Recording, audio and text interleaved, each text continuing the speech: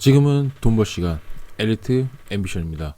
오늘 제가 영상 제목을 진짜 돈이 되는 부동산 흐름 혹은 돈 되는 정보에 대해서 좀 얘기를 해보려고 합니다. 어떻게 보면 누가 보면 저한테 소설이라고 할 수 있겠지만 누가 보면 진짜 돈 되는 정보를 왜 이렇게까지 풀어야 되나 싶기도 합니다. 일단 듣고 판단하고 이해하는 건 여러분들의 몫이니까 잘 한번 들어봐 주세요.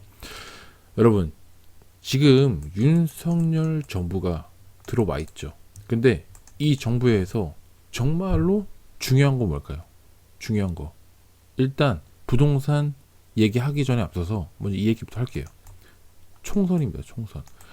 지금 문재인 정부 때 차지했던 지금 현재 야당이죠. 그때 여당이었고 민주당이 되게 많이 있어요. 근데 지금 그래서 국민의힘이 그것 때문에 뭘 할 수가 없다는 거죠. 그래서 총선에서 당연히 압승을 해야 됩니다.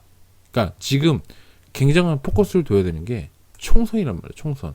그럼 누가 봐도 초등학생이 봐도 그건 중요하다는 걸 인정을 할 거예요. 그러면 22대 국회의원 선거가 언제 있냐?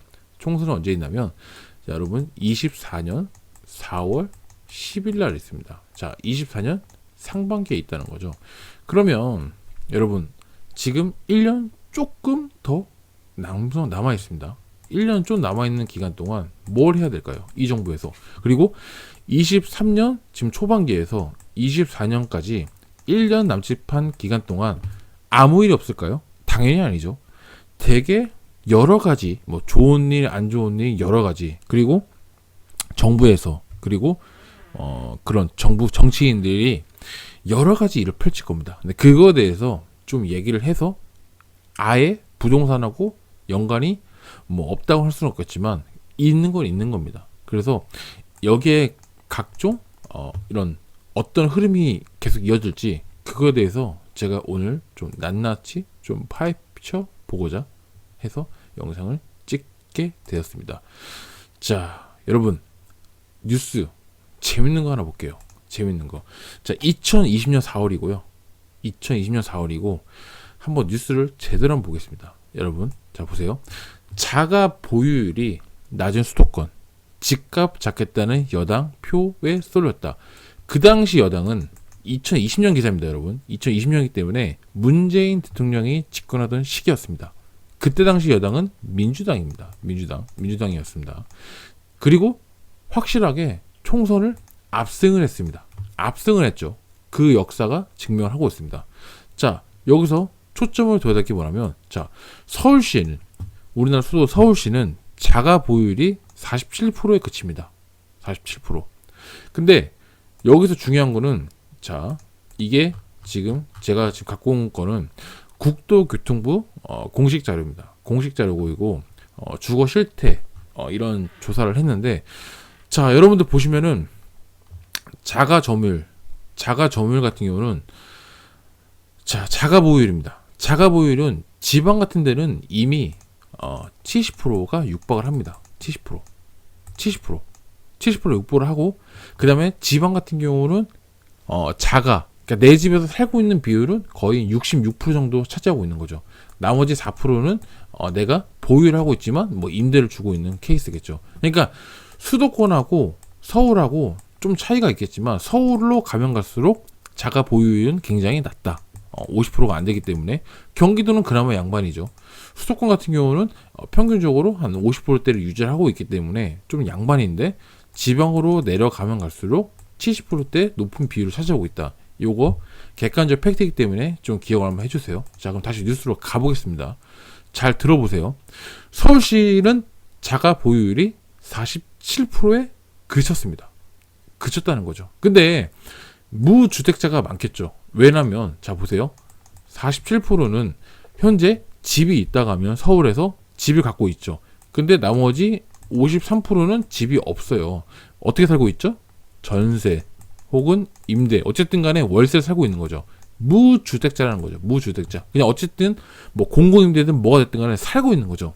그때는 집값을 잡겠다는 그런 더불어민주당의 그런 핵심적인 그런 이념, 이런 것들이 끌릴 수밖에 없었던 거예요.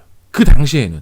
그렇기 때문에 그런 총선 공약들이 먹혔던 거죠. 집값을 잡겠다고 했으니까 여당의 표가 쏠렸다는 거죠. 이해하시나요? 이해하시나요? 그렇기 때문에 4.15 총선에서 지난 21대 총선에서 압승을 한 거예요. 압승을 한 거예요. 이거는 맞는 거예요. 그러니까 무주택자가 저 보세요. 53%니까 가반수 이상이잖아요. 그러면 생각을 해보세요. 민주당 입장에서는 당연히 무주택자 입장에서 그런 그 사람들 그분들을 위한 표를 얻기 위한 공약이라든지 그 다음에 그런 행동들을 했을 거란 말이죠. 맞죠? 그렇기 때문에 실제적으로 그런 행동을 했다는 거죠. 이 당시에는 2017년도에 조사한 거랑 그때 2020년도에 조사한 거랑 보면 서울시는 오히려 3년 동안 자가 보유율이 줄어들었대요. 근데 그렇기 때문에 이 전략이 먹혀 들어갔다는 거죠. 먹혀 들어갔대요. 그래서 이런 것들이 내용이 반영이 된 기사입니다. 그러니까 어쨌든 분석이 된 거죠. 그러니까 세입자에 유리한 여당의 표가 쏠리는 겁니다. 쏠렸다는 거죠. 그러니까 서울을 이렇게 표가 잡혔다는 거죠. 그래서 정부의 강력한 규제를 했죠. 그 다음에 부동산 안정에 효과로 비춰지면서 무주택자의 마음을 잡았던 걸로 분석이 된다. 그 다음에 뭐 보유세 부담 향후 선거 변수로 나올 것이다. 이렇게 되는 거죠. 자, 여러분들 보시면요. 이제는 주거 형태가 어차피 자가 보유율은 이미 저희가 우리나라가 주택 공급률은 100%를 넘었죠. 근데 사람들이 잘 간과하고 있는 게 있어요. 100%를 넘더라도 어차피 헌집에서 새 집으로 가고 싶어하는 인간의 욕구, 그 다음에 빌라나 그 다음에 좀 안 좋은 형태에서 좀 깨끗한 아파트로 가고 싶은 인간의 욕구. 어쨌든 간에 사람은 업그레이드를 해 나가야 되거든요. 어쨌든 공급률은 100% 넘더라도 그런 뭐 판자촌이나 그런 정말로 진짜 살지 못하는 그런 반지하라든지 그런 것들까지 포함이 됐기 때문에 진짜 실질적으로 내가 살고 싶은 건 100%가 아닐 확률이 굉장히 높죠. 그렇기 때문에 지금도 이게 되게 굉장히 치열하고 인기가 좋은 곳은 아직도 경쟁이 있다는 거죠. 자가 보유율 같은 경우는 지금 서울도 아직 50%가 안 되는 상황에서 지방은 70%가 넘어가는 추세입니다. 자, 그러면 다시 정리를 할게요. 자, 서울은 40% 후반대겠죠. 그 다음에 경기가 50% 초반대 되겠죠. 그 다음에 지방에 있는 각 시 같은 경우는 뭐 65에서 70% 차지하는 것 같아요. 대략적으로 70%. 자가 보유율이 70%. 10명 중에 7명은 집을 갖고 있다는 거죠. 그러면 잘 생각해 보세요. 이 기사를 토대로 2024년에는 정부에서 똑같이 국민의힘이 어떤 전략을 펼칠까요? 저는 자신 있게 좀 말씀드릴 수 있을 것 같아요. 자, 뭐냐면 자가 보유율이 낮은 서울은 빚은 낮은 서울은 당연히 이쪽에 맞는 정책을 펼쳐야 되고요. 그 다음에 경기도에 맞는 정책을 펼쳐야 됩니다. 펼쳐야 된다는 거죠. 그리고 세 번째로 자가 보유율 10명 중에 즉 7명이 자가 70%가 갖고 있는 이 각 지방에 있는 거점 도시들, 그런 광역시 같은 데들은 그쪽에 맞게 설계를 세팅을 다시 해야 한다는 거죠.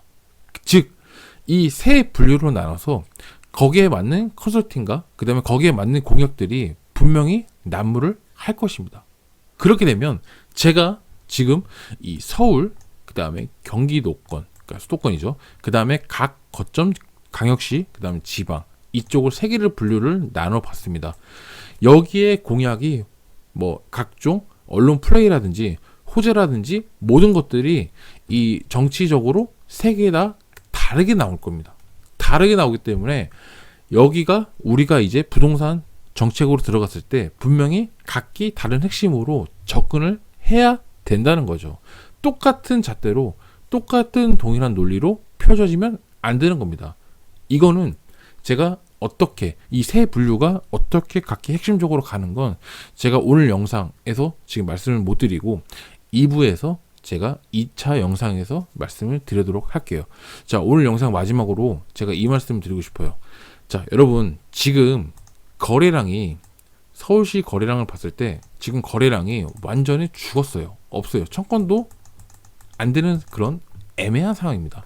그러면 이 상황에서 지금 서울만 그런가요? 아니죠. 지방, 수도권 다 지금 거래량이 없습니다. 근데 돈이 있는 사람들은 있을 수 있어요. 굉장히 많거든요. 근데 그런 유동성이 온기를 품어줬을 때 어느 한 곳으로 몰린다면 이제 얘기는 달라지는 거죠. 소리 소문 없이 올라가는 케이스도 많이 있다는 겁니다.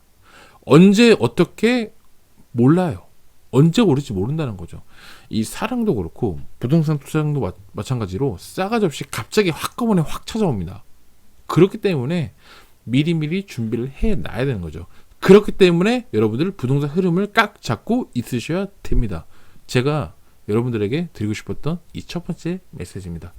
꼭 이 편까지 시청해 주셨으면 좋겠고요. 다음에도 더 좋은 영상으로 보답드리는 엘리트 앰비션 되도록 하겠습니다. 감사합니다.